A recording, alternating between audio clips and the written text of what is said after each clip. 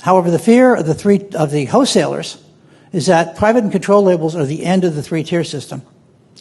They see it not just as a threat to margins, but to distributors' historical control of supplier and retailer relationships.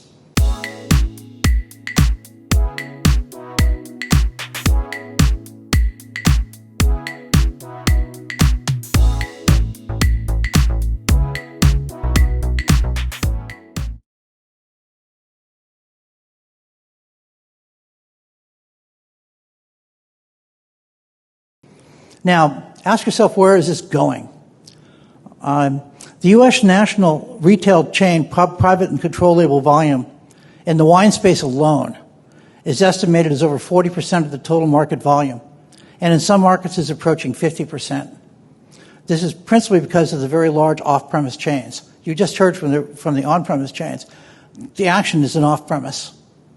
The action's in Kroger's and Total and in Albertsons and Trader Joe's. It's in off-premise chains. The beer and spirits space is slightly behind, but it's started to catch up because we're seeing a lot of private label beer and spirits being produced. Why is this happening? The reasons are obvious. It's more efficient to manage products from national retail corporate headquarters. It allows for better product planning, a uniformity of offerings, and it's a better value for consumers. And private control labels allow the retailers to have more control over their supply chain.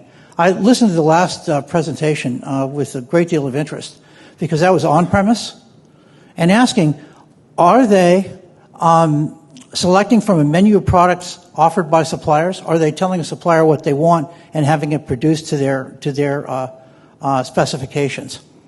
That's a big issue today. Who controls the production of the goods? And this is what we're seeing in the regulatory space. Now, there certainly will be more private control label for a bunch of reasons.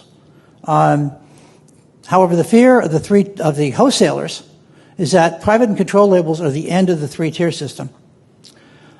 They see it not just as a threat to margins, but to distributors' historical control of supplier and retailer relationships.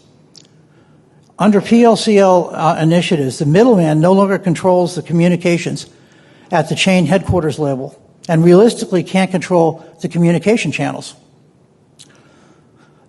Almost all states permit some level of winery and brewery self-distribution, and several states, Oregon and Washington among others, permit self-distribution across state lines by permit.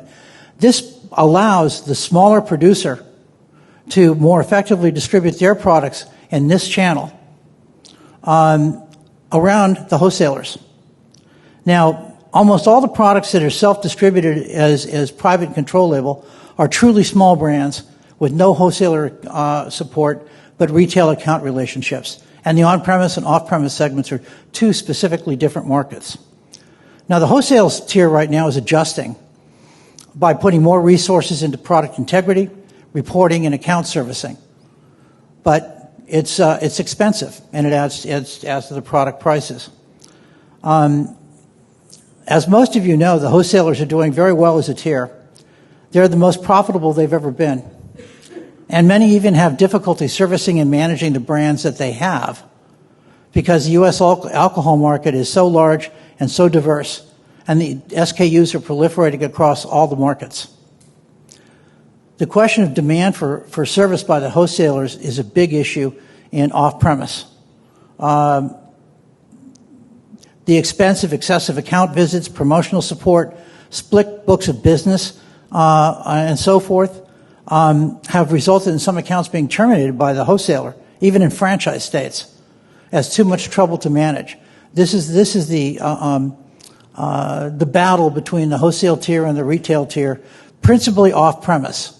We're seeing some of it now on-premise, but it's mostly the larger national on-premise chains. Our thesis is that private control label is not the end of the three-tier system. It's the beginning of the integrated delivery model, where every tier has a role and technology is used to drive innovation.